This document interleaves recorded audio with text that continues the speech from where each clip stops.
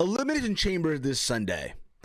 Now, let me ask you guys just one question and be honest with yourselves for once in your lives. Do any of you even care about this show? Are any of you right now, as we speak, are actually looking forward to this pay-per-view? And if you're going to tell me that you are excited for this show, let me just ask you this question. Whoever is your bud person, whoever is selling you weed, hook me up. Hey guys, what is up? It's me, it's Steve here, back at one more time with a new video.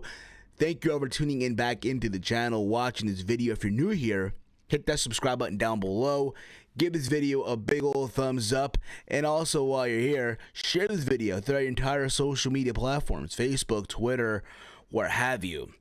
The title below says this will be my WWE Elimination Chamber 2018 preview and predictions video, where I give my thoughts on each match and who I feel will win, who I feel will lose, and what have you. But if you guys down below in the comments, let me know your thoughts on these matches, who are going to win, who are going to lose as well. Or if not, on Twitter, @HeelSteven, where again, I tweet throughout Monday Night Raw, SmackDown Live, NXT, apparently now 205 Live, pay-per-views, but above all else with each and every single one of you mother flowers. Before I continue on with this prediction video, I want to let you guys know that this Sunday, after the pay-per-view, after Elimination Chamber, I will be going live on this channel with our, monthly pay-per-view reviews. We take live calls, what have you. So hopefully you guys tune in for that. So if you're new here, hit that sub button, hit that bell icon, be notified when I go live, when I upload a video, and all that fun stuff. So I am looking at the card right now for Elimination Chamber via the Wikipedia. And keep this in mind, there's only 4 matches literally on this card as of this recording. So who's to say later on today they announce that, there'll be a match or two on the pre-show, because that's what WWE normally does. They'll let you know what match will be on the pre-show literally the Friday or the Saturday before the pay-per-view even takes place. But again, Chamber takes place from the T-Mobile Arena in Las Vegas, Nevada. And like I said, this card just sucks. It feels like I'm watching just 3 hours of Raw. And it's sad because we're on the road to WrestleMania. I'm supposed to be excited. I'm supposed to be, be looking forward to these pay-per-views to build up toward WrestleMania. And if you think this is bad, wait till SmackDown Live does Fastlane a couple weeks from now. Holy crap. They got a 5-person match for the WWE Championship. Here we got 2 chambers, one for the men, now being a 7-person chamber match. And for the first time ever, the fucking women are going to be inside the chamber as well. Whoop-de-doo, mother flowers. So the first match on this card is Woken Matt Hardy versus Bray Wyatt. I'll be honest, this feud has bored me. Not just the whole laughter among these two guys and their cringy promo that they've been doing back and forth. Here's the thing about it. I like Woken Matt Hardy. I think all of us are supposed to be excited that, hey, Matt Hardy finally got the rights to use the broken or Woken gimmick in WWE television from Impact Wrestling. And instead, it's been a bust. People will say, it's WWE creative, what have you. I personally feel that they're waiting for Jeff to come back. So when Jeff comes back, they'll do the whole broken universe in its perfect form. Matt being Woken Matt and Jeff being Brother Nero, what have you. But I get this feeling with this match, even though it's sad that Bray Wyatt got pinned by 2 people in that fatal 5-way a couple weeks ago on Raw, right? In that redemption match to qualify for the Chamber. And he got pinned by both Rollins and Bálor. But this match, again, it's just depressing to watch, it's all hell. But I do get the feeling there'll be more than just one match. So if that's the case, Bray Wyatt will probably get the win here. They'll throw him a bone. And then at WrestleMania, they'll do the whole final deletion match, either from the Hardy compound or maybe from that abandoned house that Bray Wyatt and Randy Orton used a couple months ago. I don't even know, but I get the feel out that's going to go down. And at WrestleMania, Woken Matt and his Woken universe will get the win over Bray Wyatt. Put it this way, even you could probably pin Bray Wyatt, and that'll be nothing new, But I'm going to go with Bray Wyatt here to get the win. I might be wrong, but fuck it. Why the hell not, right? We then get Asuka versus Nia Jax, where if Nia Jax picks up a win here, then she will be added to the match that Asuka will choose to face with at WrestleMania. So if she wins, it will be Asuka versus Nia Jax versus the champion that Asuka chooses, whether it be the SmackDown Women's Champion or the Raw Women's Champion at WrestleMania. Triple threat. Great. Another multi-person match on the horizon. Hopefully not. Okay? But what really irks me about this, right? They've been calling Nia Jax the irresistible force. Oh my God, she is a force to be reckoned with. She's a monster. And I get that. It's great and dandy, right? But we're supposed to believe that Asuka here is vulnerable. We're supposed to believe here that Nia Jax has the upper hand against Asuka, even though a couple weeks ago on Raw, Asuka beat Nia Jax via referee stoppage. And I said this before in my reviews on Raw, Asuka has a win over Nia Jax at a takeover. I believe it's takeover to the end. So all that, and again, we're not dumb here. We can go on the network and watch this shit. We're supposed to believe that Asuka is going to have problems against Nia Jax. No. I don't think Nia Jax will win. It'll be a good match, all the hell you want. Eventually, Asuka will take an L, but it's not going to be here. And I think Asuka will win in some, like, oh my God, heroic, unbelievable way. Because, again, that's what they're going to want to do here. They want to have Asuka try to overcome adversity. Holy shit. But I'm going with Asuka here. We then have... Well, first of all, let me tell you what matches I think will be added to a pre-show match here. That's obviously the Tag Team Championship match for the Raw Tag Team titles between The Bar and Titus Worldwide. This will probably be added on the pre-show or maybe on the main card. I don't fucking know. But either way, I'm going to go with The Bar here. Even though, yes, you know, you had Apollo Crews and Titus. Oh, my bad. Apollo and Titus will pick up a win multiple times over The Bar. You know, it'd be nice to see them get a match on the pay-per-view. But I just don't see them winning, even though it's February, Black History Month. But still, they're just not going to do it. It's a shame, but they won't. I think The Bar will still retain no matter what and go on to WrestleMania as the Raw Tag Team Champions and probably defend their Raw Tag Team titles in some multi-person ladder match. Because why the fuck not, right? There might be a Cruiserweight match. I don't even know. Maybe Drew Gulak versus, I don't know, Hideo Itami. I'm just throwing a match out there. I don't think it'll even happen, but you kind of get the idea, okay? We then have, for the Raw Women's Championship, the first ever Women's Elimination Chamber match, right? Oh my goodness, the first ever. Because again, WWE wants to be so historic now. First ever this, first ever that. I'm looking forward to when they do the first ever Women's Ultra Violent Death Match. That's what I'm looking forward to. Next by WWE. And here's the thing. I'm sure this match will be a good match. All you want is going to be all historical moment. But at the same time, it's going to be a bust. That's the vibe I get.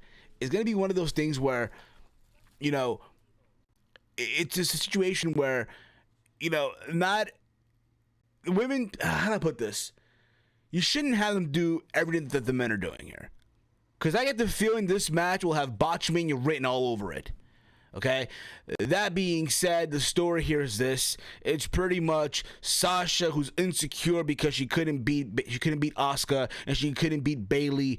And Bayley, you know, wanting her redemption and wanting to get that shot at WrestleMania. And they're still friends and they might, you know, start or plant the seeds for their feud at WrestleMania. And you have Absolution, you know, Sonya Deville and Mandy Rose, you know, trying to, you know, fight off and try to see if it's good at them two.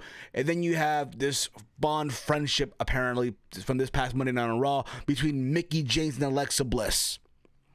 So literally here, again, just a match that's just there. And honestly, I believe that Alexa Bliss will retain their championship here. At the same time, if you really want to go out there, throw a curveball there, you give it to Sasha Banks. Or you give it to Bayley. And you have Bayley and Sasha go at WrestleMania for the championship. But at the same time, I think Alexa Bliss will retain, and I think Asuka will choose Charlotte. And at WrestleMania, we see Nia Jax versus Alexa Bliss in a squash match at WrestleMania, where Nia finally gets her moment, if you will. But I do see here, like I said, I hate being repetitive with this shit. I see Alexa Bliss retaining her Raw Women's Championship. Ronda Rousey supposed to sign her contract, right? Apparently, I thought she already signed. I thought she already signed a contract. They made it seem that way, but no. Apparently, on the pay-per-view, she's going to sign her Raw contract.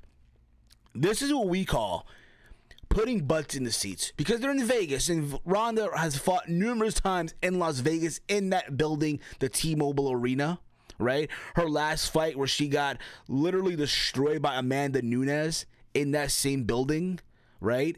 So I'm sure as she walks down to the ring, they play that music. She'll have memories of that, and the punches that she got, what have you. But that being said, this is probably where they're going to start planting the seeds for the mixed tag team match happening at WrestleMania. We might have Stephanie McMahon come out and try to get Ronda's face, and Ronda gets back, back at Stephanie. Maybe Triple H comes out, and there's been talk of the Rock, being in contact with WWE to see if he will team up with Ronda. Remember, WrestleMania 31, we had Ronda and Rock in that altercation with Triple H and Stephanie. So I think that makes sense, if anything. But many people say, oh, maybe Rollins, maybe Braun. I think it should not be that, but we'll see where that goes. But again, this is what we call bringing in someone like Ronda Rousey, who's a mainstream star, trying to get butts in the seat, because again, I'm sure ticket sales are not good right now, and they need that name, what have you, to get people to buy tickets for this pay-per-view, to get eyeballs on the network, to get eyeballs on this pay-per-view, what have you. And again, they want their ESPN moment, so why the fuck not, right? And then we get the main event. We get the first ever 7-person Elimination Chamber, where the winner will face Brock Lesnar at WrestleMania. We have Braun Strowman, Elias, John Cena, Roman Reigns, the Big Dog, Seth Rollins, Finn Bálor, and The Miz.